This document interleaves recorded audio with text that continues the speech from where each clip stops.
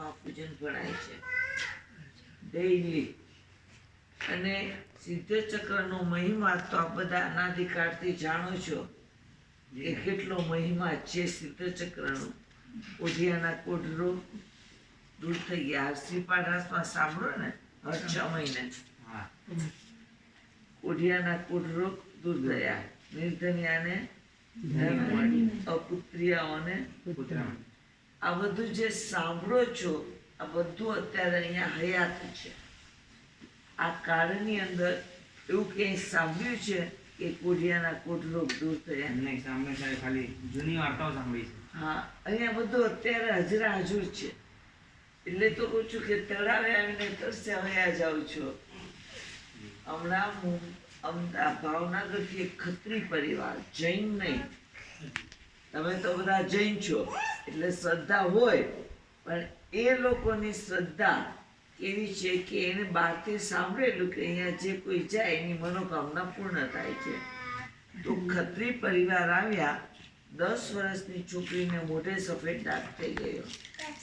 એટલે અહીંયા આવીને કે ગુરુદેવ અમે તો એવું સાંભળ્યું છે, બાકી અમે આમાં કંઈ જાણતા નથી, તો અમારે અહીંયા આવીને શું કરવું જોઈએ? અમારા ગુરુદેવે કીધું કે અહીંયા જો અનુકૂળતા હોય તો 3 દિવસ રોકાઈને 9 પૂજન કરાવે, પણ આજે બધાની પાસે સમય નથી. એટલે કે સમય તો નથી સાહેબજી, આપ જેમ કહો એમ કરું.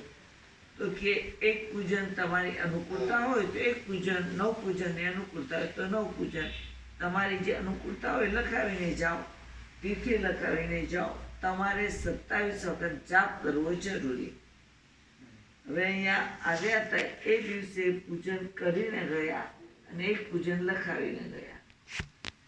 8મે દિવસે સમાચાર આવ્યા સાહેબજી મોઢે ડાઘ હોય.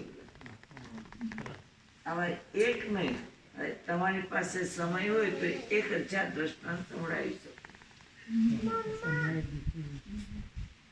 1000 દ્રષ્ટાંત. હજી પરમ દિવસનું દ્રષ્ટાંત આ લોકો અહીંયા ઉપલેટાની પાસે એક નાનકડું એવું ગામ છે આયર લોકો આવેલા, અને કેવો પ્રોબ્લેમ હતો. એક પૂજન ખાલી લખાવીને ગયા અને એક જ દિવસ સાફ કર્યો, ત્યાં એનો પ્રોબ્લેમ સોલ્વ થઈ ગયો. તમારી પાસે તો સમય નથી કે હું દ્રષ્ટાંત આપને આપી શકું વધારે.